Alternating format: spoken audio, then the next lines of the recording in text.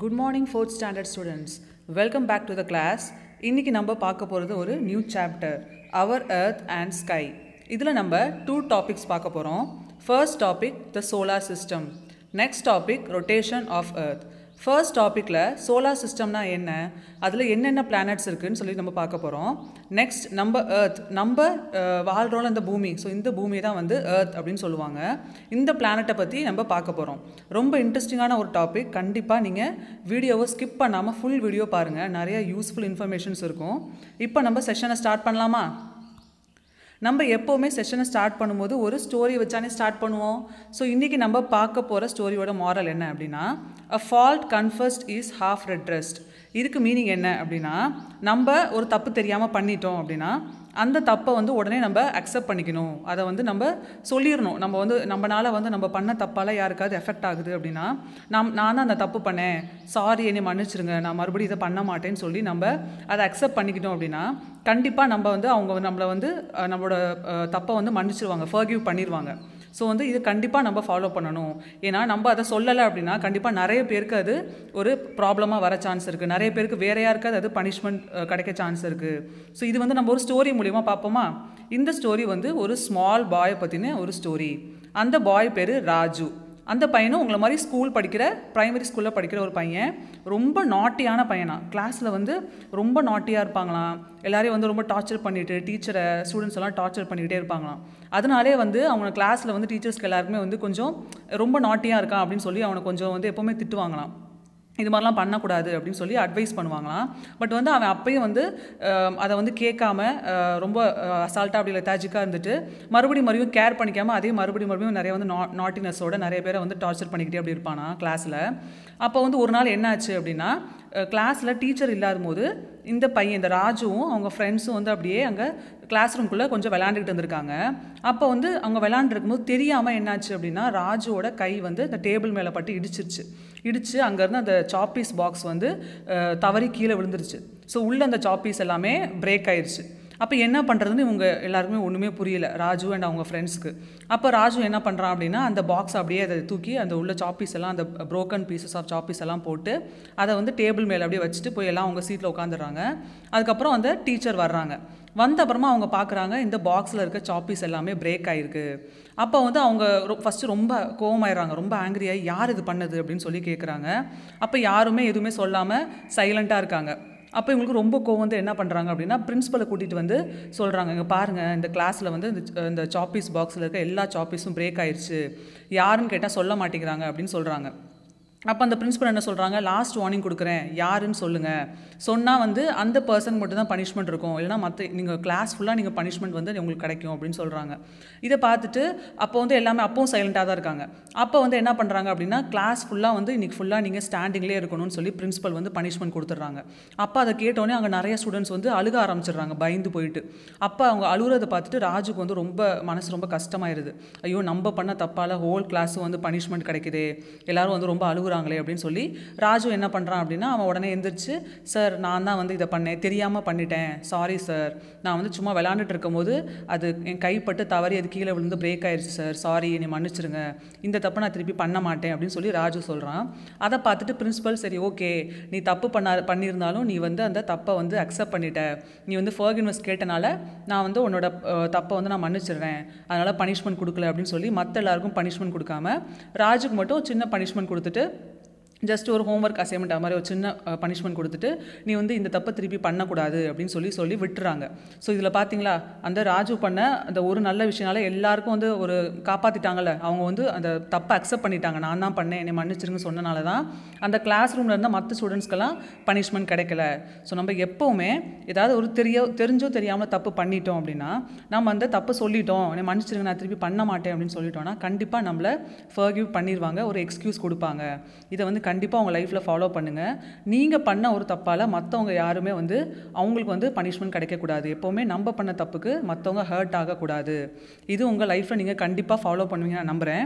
ரொம்ப யூஸ்ஃபுல்லான ஒரு லெசனாக இருக்கும்னு நான் நம்புகிறேன். இது வந்து உங்கள் லைஃப்பில் ஒரு மாரல், ஒரு லெசன். நீங்கள் எப்போவுமே இதை வந்து இது மாதிரி தப்பு எதுவும் பண்ணக்கூடாது. அப்படி பண்ணியிருந்தீங்கன்னா நீங்கள் வந்து தப்பை அக்செப்ட் பண்ணிக்கணும். இப்போ நம்ம லெசன் பார்க்கலாமா? எஸ், இன்றைக்கி நம்ம பார்க்க போகிறது என்ன சொன்னோம்? நம்ம ஸ்கையில் இருக்கிறது என்னென்ன இருக்குது, என்னென்ன ஆப்ஜெக்ட்ஸ் இருக்குது, இதெல்லாம் தான் நம்ம பார்க்க போகிறோம். ஸோ இந்த பிக்சரில் உங்களுக்கு தெரியுது பார்த்தீங்களா, ஒரு ஃபுல்லாக டார்க்காக இருக்குது சுற்றி, அதில் நிறையா ரவுண்டாக உங்களுக்கு தெரியுதுங்களா? இது எல்லாம் தான் வந்து பிளானட்ஸ் அப்படின்னு சொல்லுவாங்க.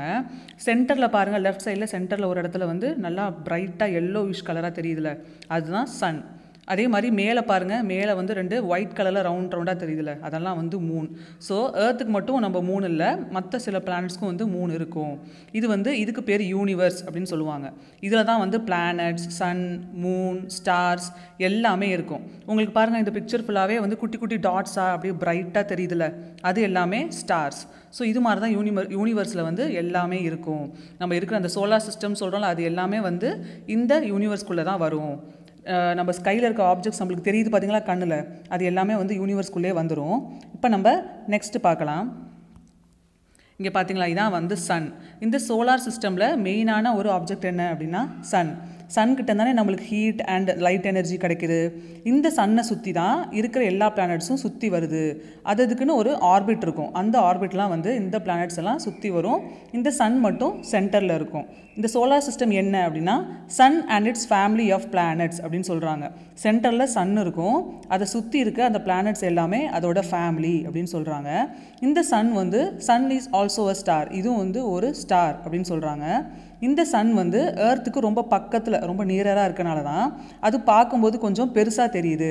ஏன்னா கொஞ்சம் பக்கத்தில் இருக்கனால ரொம்ப கொஞ்சம் பெருசாக தெரியுது. பார்க்கும்போது ரொம்ப பிரைட்டாக அப்படியே இருக்குது பார்த்தீங்களா, ஹாட்டாக இருக்குது, ஒரு க்ளோயிங் மாதிரி தெரியுது. இதுக்குள்ளே என்ன இருக்குது அப்படின்னா நிறையா கேஸஸ் இருக்குது.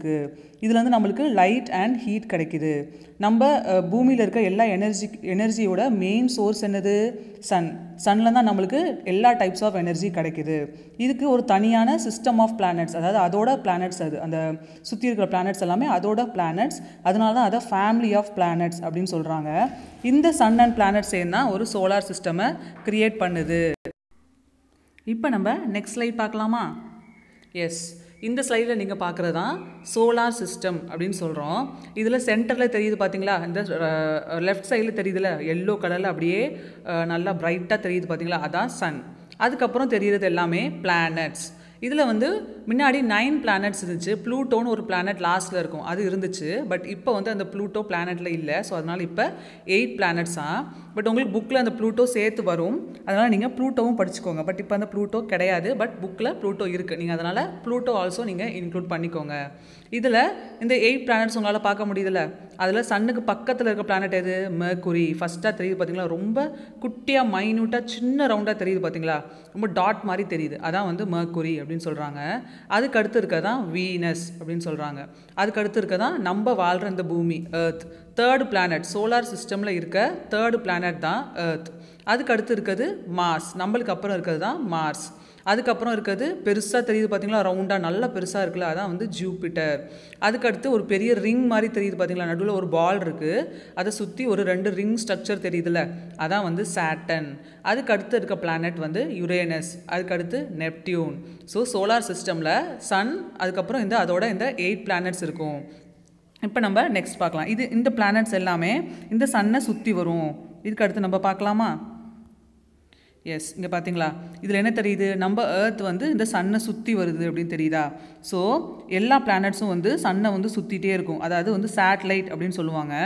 நம்ம எர்த்லேயும் வந்து நிறையா சேட்டலைட்ஸ் மேலே இருக்குது. அந்த சேட்டலைட்ஸ் எல்லாமே வந்து நம்ம சன்னை சுற்றி வரும். அதே மாதிரி இந்த பிளானட்ஸ் எல்லாமே சேட்டலைட்ஸ் மாதிரியே இந்த சன்னை சுற்றி வரும். எல்லா பிளானட்ஸுமே இது மாதிரி தான் ரவுண்டாக சுற்றிட்டு வரும். நம்ம எர்த் வந்து இந்த பிளானட்ஸில் ஒன்று. நம்ம ஏர்த்தில் வந்து லைஃப் இருக்குது, நம்ம எல்லாம் வாழ்கிறோம் பார்த்தீங்களா, பிளான்ஸ், அனிமல்ஸ், ஹியூமன் பீயிங்ஸ், நம்ம எல்லோரும் இருக்கோம்ல, நம்ம எல்லாருக்கும் லைஃப் இருக்குது, உயிர் இருக்குல்ல, நம்ம எல்லாருமே வந்து லிவிங் பீயிங்ஸ் அப்படின்னு சொல்கிறோம். ஸோ ஏர்த்தில் வந்து லைஃப் இருக்குது அப்படின்னு சொல்கிறாங்க. இந்த ஏர்த்தில் இருக்க எல்லா லைஃபுமே இந்த சன்னை டிபெண்ட் பண்ணி தான் இருக்குது. இந்த சன்லேருந்து வர்ற அந்த ரேஸ் தான் நம்மளுக்கு heat, light, fuel, food, energy எல்லாமே கிடைக்கிறதுக்கு ஒரு முக்கிய காரணமாக இருக்குது. இந்த சன் இருக்கனால தான் நம்ம பிளான்ஸ் எல்லாம் க்ரோ ஆகுது. அந்த பிளான்ஸ் கொடுக்குற ஃபுட்டு தான் நம்ம சாப்பிட்றோம், அப்புறம் அனிமல்ஸ் வந்து சாப்பிட்றோம்ல. ஸோ வந்து இந்த சன்கிட்ட தான் நம்மளுக்கு எல்லாமே கிடைக்குது. நம்மளுக்கு வந்து ரொம்ப கொஞ்சம் ஹீட் சென்சேஷன் வருது பார்த்தீங்களா, வின்டர் டைமில் நம்ம கொஞ்சம் கதகதப்பாக அந்த வார்மாக இருக்குது பார்த்தீங்களா, அது நம்மளுக்கு எங்கேருந்து கிடைக்குது? சன்கிட்ட தான் கிடைக்குது. சன்னால் தான் நம்மளுக்கு விண்ட், வெதர் சேஞ்ச் இதெல்லாம் நடக்குது. அப்போது சன் இல்லைன்னா நம்மளால் எதுவுமே பண்ண முடியாது. இந்த எர்த் வந்து ஃபுல்லாகவே சன்னை டிபெண்ட் பண்ணி தான் இருக்குது. சன் இல்லாமல் நம்மளால் எதுவுமே பண்ண முடியாது. நம்ம எர்த் ஆல்சோ ஒரு சேட்டலைட்டும் பார்த்தோம்ல. இப்போ நம்ம நெக்ஸ்ட்டு பார்க்கலாம். இங்கே பார்த்தீங்களா, நம்ம எர்த் வந்து ஒரு சேட்டலைட். இது வந்து நம்ம இதை வந்து சன்னை வந்து ரொட்டேட் பண்ணிகிட்டே இருக்குது. அதே மாதிரி நம்ம எர்த்துக்கு வந்து ஒரு சேட்டலைட் இருக்குது. அது என்னது? அதான் மூன். நம்ம வந்து நைட்டில் மேலே பார்க்குறோம்ல, மூன் நிலான்னு சொல்கிறோம்ல. ஸோ அது வந்து நம்ம எர்த்துக்கு ஒரு சேட்டலைட், ஒரு நேச்சுரல் சேட்டலைட் அப்படின்னு சொல்லுவாங்க. இந்த மூன் ஆல்சோ இந்த பிக்சரில் பார்த்தா தெரியுதா, எர்த்தை வந்து சுற்றி சுற்றி வருதுல்ல. ஸோ இந்த மூணும் வந்து நம்ம பிளானட்டை சுற்றி சுற்றி வருது. ஸோ இந்த பிளானட்ஸும் வந்து சன்னுக்கு சேட்டலைட், எர்த்துக்கு வந்து மூன் ஒரு சேட்டலைட். ஸோ இந்த மொத்தம் இருக்க பிளானட்ஸில் 6 பிளானட்ஸ்க்கு வந்து சேட்டலைட்ஸ் எப்போவுமே இருக்கும். அதாவது நேச்சுரல் சேட்டலைட்ஸ் வந்து அதை சுற்றி வர்ற மாதிரி இருக்கும். ஸோ அதுக்கு பேர் என்ன அப்படின்னா சப்சிடியரி சேட்டலைட்ஸ் அப்படின்னு சொல்கிறாங்க. இதை வந்து ஏன் சப்சிடியரி சேட்டலைட்ஸ் அப்படின்னு சொல்கிறோம் அப்படின்னா, இது வந்து எப்போவுமே ரவுண்டாக சுற்றிட்டு இருக்குல்ல. ஆல்ரெடி பிளானட் வந்து சன்னுக்கு சேட்டலைட். ஸோ அந்த சேட்டலைட்டுக்கு இதை சுற்றி வருது. ஸோ அதனால் இதுக்கு பேர் சப்சிடியரி சேட்டலைட்ஸ் அப்படின்னு சொல்கிறாங்க. அப்போ மூன் வந்து நம்ம எர்த்தை சுற்றி வருதுல்ல, அதனால் மூன் வந்து நம்ம எர்த்துக்கு ஒரு சப்சிடியரி சேட்டலைட். உங்களுக்கு இது தெளிவாக புரியும்னு நினைக்கிறேன். சன்னை வந்து ஒரு பிளானட் சுற்றி வருதா, ஸோ அதனால் அது வந்து அப்போ சன்னுக்கு வந்து அந்த பிளானட் சேட்டலைட். அந்த பிளானட்டை ஒரு மூன் சுற்றி வருது அப்படின்னா அந்த மூன் வந்து அந்த பிளானட்டுக்கு சப்சிடியரி சேட்டலைட் அப்படின்னு சொல்கிறாங்க. ஓகேங்களா? இப்போ நம்ம நெக்ஸ்ட் பார்க்கலாம். ஓகே, இந்த பிக்சரில் உங்களுக்கு பார்த்தா தெரியும், இது வந்து நம்ம எர்த். இந்த எர்த்தில் லெஃப்ட் சைடில் பாருங்கள் நல்லா லைட் வெளிச்சம் தெரியுதுல்ல. பட் ரைட் சைடில் வந்து டார்க்காக இருக்குது, இருட்டாக இருக்குது. இது ஏன் அப்படின்னா அந்த நம்ம எர்த் வந்து எப்போவுமே ரொட்டேட் ஆகிக்கிட்டே இருக்கும். அது வந்து நம்ம சன்னை சுற்றி மட்டும் இல்லை, அதுவே தானாகவே சுற்றிக்கிட்டே இருக்கும். அது வந்து ஒரு இடத்து அப்படியே நார்மலாக நிற்காது, ரொட்டேட் ஆகும். அதுவே வந்து அது ஆக்சிஸ்லேயே வந்து இருக்கிற இடத்துல நம்ம சுற்றுறோம் பார்த்தீங்களா. இப்போ நீங்கள் உங்களை ஒரு இடத்துல நின்று அந்த இடத்துல சுற்று அப்படின்னா சுற்றி வருவீங்க பார்த்தீங்களா. அதே மாதிரி இந்த எர்த்தும் அது இருக்கிற இடத்துல தினமும் சுற்றிக்கிட்டே இருக்கும். அது சுற்றுறனால தான் நம்மளுக்கு டெய்லி டே அண்ட் நைட் மாறுது. இங்கே நீங்கள் பார்த்தீங்கன்னா இந்த பிக்சரில் தெரியுது, அந்த ஃபஸ்ட்டு ஹாஃபில் அந்த லெஃப்ட் சைடில் நல்லா ப்ரைட்டாக தெரியுது பார்த்தீங்களா. அப்போ அந்த ஏரியாலலாம் டே. இந்த சைடில் டார்க்காக தெரியுது பார்த்தீங்களா, ரைட் சைடில் பேக் சைடில், அது வந்து நைட். அப்போ திருப்பி இது ரொட்டேட் ஆகும்போது சுற்றி வரும்போது அந்த பின்னாடி இருக்க சைடில் வந்து அப்போ லைட்டு படும். இந்த சைடு லெஃப்ட் சைடில் இருக்கிறது வந்து பின்னாடி வந்துடும். அப்போ வந்து அடுத்த நாள் வந்து பின்னாடி இருக்க ஏரியாவில் நைட்டு முடிஞ்சு டே வந்துடும், இந்த சைடில் இருக்கவங்க வந்து நைட்டு வந்துடும். ஸோ இது மாதிரி அந்த எர்த் வந்து இருக்கிற இடத்துல சுற்றுறனால தான் அந்த சன்னோட லைட் வந்து பாதி எர்த்தில் மட்டும்தான் விழுது, பாதி இடத்துல விழ மாட்டேங்குது. அப்போ எங்கே சன்னோட லைட் படுதோ அந்த ஏரியாவில் டே இருக்கும், அதுக்கு பின்னாடி சைடில் டார்க்காக இருக்கும்போது நைட்டாக இருக்கும். இதுதான் நம்மளுக்கு டெய்லி ப்ராசஸ் நடக்குது. ஸோ இந்த எர்த் வந்து அது இருக்க இடத்துல சுற்றுதுன்னு நம்ம சொன்னோம்ல. ஸோ அந்த சுற்றுறது வந்து அதுதான் வந்து 1 டே அப்படின்னு சொல்கிறாங்க. அதுக்கு வந்து 24 hours எடுக்குது. அந்த 1 ரொட்டேஷன் அது சுற்றி வரும்போதே வந்து 24 hours எடுக்குது. அதான் நம்மளுக்கு 1 டே. ஸ்பின்னிங் அப்படின்னு சொல்கிறோம். The spinning of earth is called rotation. அது இருக்க இடத்துல அது சுற்றி வரும். நீங்கள் நிறைய குளோப் பார்த்துருக்கீங்களே, எர்த் மாதிரியே வந்து ரவுண்டாக நிறைய குளோப் அப்படின்னு சொல்லி வச்சுருப்பாங்க. அதை பார்த்தீங்கன்னா நீங்கள் சுற்றி விடலாம், அது இருக்க இடத்துல செட் பண்ணியிருப்பாங்க. இந்த மேலே வந்து ஒரு இது மாதிரி ஒரு இது கம்பி மாதிரி வச்சு செட் பண்ணியிருப்பாங்க. நீங்கள் சுற்றி விட்டால் அது இருக்க இடத்துல சுற்றும். ஸோ அதுக்கு பேர் வந்து ரொட்டேஷன் அப்படின்னு சொல்கிறாங்க. ஸோ அது ஒரு ரொட்டேஷன் முடிக்கிறதுக்குள்ளே 24 hours ஆயிடுது. டேயில் 12 hours, அப்புறம் நைட்டில் 12 hours, இப்படி தான் பிரியும் அது. ஸோ வந்து லைட் படும்போது அங்கே 12 hours இருக்கும், லைட் படாத இடத்துல 12 hours இருக்கும். இப்படி தான் வந்து நம்மளுக்கு டெய்லி டே அண்ட் நைட் கிடைக்குது. ஸோ இதுதான் வந்து இந்த day and night process. Earth rotate ஆகிறனால தான் நம்மளுக்கு இந்த டே அண்ட் நைட்டுன்னு மாறி மாறி வருது. நம்ம கண்ட்ரியில் வந்து டேயாக இருந்துச்சு அப்படின்னா, அமெரிக்கா இருக்குது பார்த்தீங்களா, யூஎஸ்ஏன்னு சொல்கிறோம்ல, அமெரிக்காவில் நைட்டாக இருக்கும். அங்கே டேயாக இருந்துச்சுன்னா நம்மளுக்கு நைட்டாக இருக்கும். இப்படி தான் டெய்லி வந்து நம்மளுக்கு டே அண்ட் நைட் மாறுது. ஸோ வந்து இப்போ உங்களுக்கு எப்படி டே அண்ட் நைட் மாறுதுன்றது புரிஞ்சிருச்சுல. 12 hours பிரியுது. மார்னிங் 12 hours, டேயில் வந்து 12 hours, நைட்டில் 12 hours. இந்த எர்த் வந்து எர்த் மட்டும் தான் ரொட்டேட் ஆகுதா அப்படின்னு பார்த்தா பிளானட்ஸ் எல்லாமே ரொட்டேட் ஆகுது. சன்னு மட்டும்தான் அப்படியே இருக்கும். சன்னு மட்டும் சென்டரில் அப்படியே இருக்கும். மற்ற பிளானட்ஸ் எல்லாமே வந்து ரொட்டேட் ஆகும், அந்த சன்னை சுற்றியும் ரொட்டேட் ஆகி வருது. அதனால தான் வந்து நம்மளுக்கு ஈஸ்ட் சைடில் வந்து சன் ரைஸ் ஆகுதுன்னு தெரியுது, அப்புறம் வெஸ்ட் சைடில் வந்து சன் வந்து நம்மளுக்கு செட் ஆகுதுன்னு தெரியுதுல்ல. இது ரொட்டேட் ஆகிறனால தான் நம்மளுக்கு அப்படி தெரியுது. ஏன்னா வந்து இது ஃபஸ்ட்டு வந்து ஈஸ்ட் சைடில் அந்த செக்ஷன் இருக்கும், அப்புறம் திரும்பும் போது வெஸ்ட்டில் வந்து முடிஞ்சிடும். அதனால தான் வந்து நம்மளுக்கு அது சன் ரைஸ் ஆகும்போது நம்மளுக்கு ஈஸ்ட்டில் தெரியுது, செட் ஆகும்போது வெஸ்ட்டில் தெரியுது. ஸோ இந்த ரொட்டேட் ஆகிறனால தான் நம்மளுக்கு இவ்வளோ சேஞ்சஸ் நம்மளால் கண்ணால் பார்க்க முடியுது. இது கண்டிப்பாக உங்களுக்கு ரொம்ப யூஸ்ஃபுல்லான ஒரு இன்ஃபர்மேஷனாக இருக்கும் நம்புகிறேன். ரொம்ப இன்ட்ரெஸ்டிங்காக இருந்துச்சுல. ஸோ நம்ம இன்றைக்கி என்னென்ன பார்த்தோம், யூனிவர்ஸ் பற்றி பார்த்தோம். யூனிவர்ஸில் என்னென்ன இருக்குது, சன், மூன், ஸ்டார்ஸ், பிளானட்ஸ் இது எல்லாமே இருக்குன்னு சொல்லி பார்த்தோம். மொத்தம் எத்தனை பிளானட்ஸ் இருக்குன்னு சொல்லி பார்த்தோம்? மொத்தம் உங்களுக்கு புக்கில் 9 பிளானட்ஸ் கொடுத்துருப்பாங்க. ப்ளூட்டோன்னு ஒரு பிளானட் கடைசியில் இருக்கும். பட் நம்ம பார்த்த பிக்சரில் ஒன்லி 8 பிளானட்ஸ் தான் இருந்துச்சுல்ல. ஸோ அந்த பிளானட்ஸ் என்னென்னு பார்த்தோம். ஃபர்ஸ்ட் இருந்தது மெர்க்குரி, அதுக்கப்புறம் இருந்தது வீனஸ், அதுக்கப்புறம் நம்ம பிளானட் எர்த், அதுக்கப்புறம் next Mars, Jupiter, Saturn, Uranus, Neptune. உங்களுக்கு வந்து புக்கில் ப்ளூட்டோ இருக்கும். So Pluto. ஸோ இந்த பிளானட்ஸ் எல்லாம் நம்ம பார்த்தோம். இது எல்லாம் எப்படி இருக்குன்னு சொல்லி பார்த்தோம். இது எல்லாமே வந்து சன்னை சுற்றி வருது. இந்த 9 பிளானட்ஸும் வந்து சன்னை சுற்றி வருது. அந்த எல்லா பிளானட்ஸ்லேயும் வந்து ஒரு சில பிளானட்ஸில் வந்து மூன்ஸ் இருக்குது. அந்த மூணெல்லாம் வந்து அந்த பிளானட்டை சுற்றி வருது அப்படின்னு சொல்லி பார்த்தோம்ல. 6 பிளானட்டில் வந்து 3 இருக்குது. அதில் வந்து அதை வந்து அந்த பிளானட்டை சுற்றி வருது அப்படின்னு பார்த்தோம்.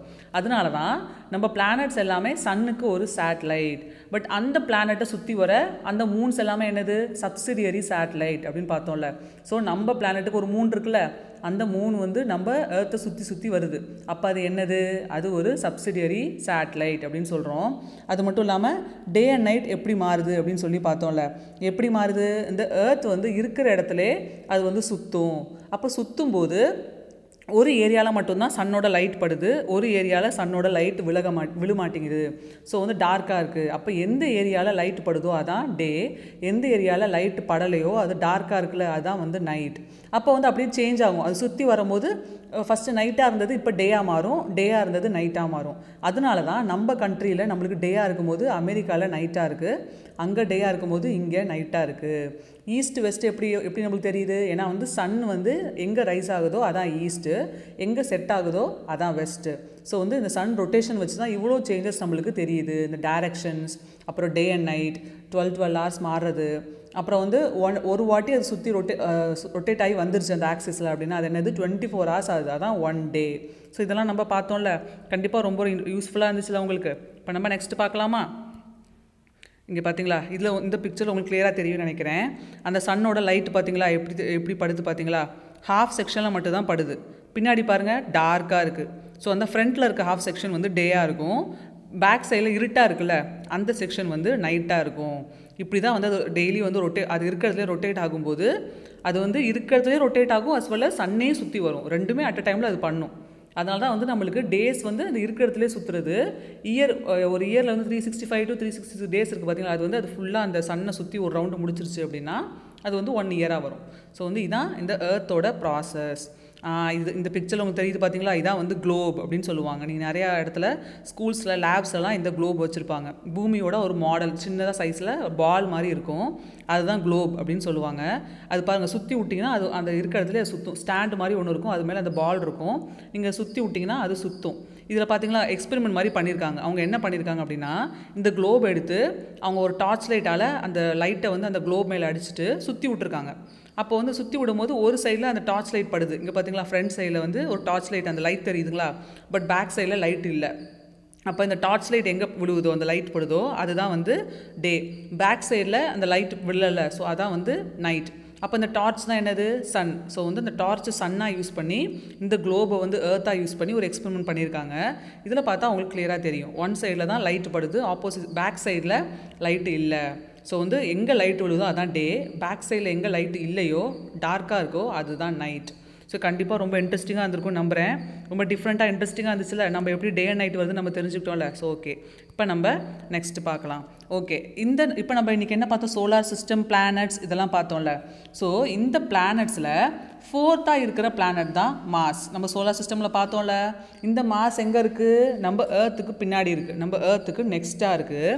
எர்த் வந்து 3rd பிளானட், இந்த மார்ஸ் வந்து 4th பிளானட். சன்லேருந்து தூரமாக இருக்கும், கொஞ்சம் தூரமாக இருக்கும், 4th பிளானட்டாக இருக்குது. இது வந்து 2nd smallest பிளானட் அப்படின்னு சொல்கிறாங்க.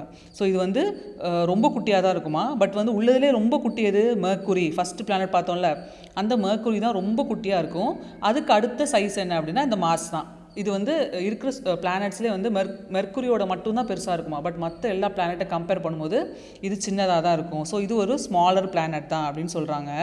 இந்த மார்ஸ் வந்து இதோட பேர் எங்கேருந்து வந்துச்சு அப்படின்னா ஒரு ரோமன் காடோட பேராக. இது ரோம்னு ஒரு கண்ட்ரி இருக்குது பார்த்தீங்களா, இட்டாலின்னு சொல்கிறோம்ல. ஸோ அந்த இட்டாலின்னு ஒரு கண்ட்ரி இருக்குல்ல, ஸோ அங்கே இருக்கிற காட் ஒரு ரோமன் காடோட ஒரு பேர் தான் இந்த மார்ஸாம். அதுதான் வந்து இதுக்கு வச்சுருக்காங்க.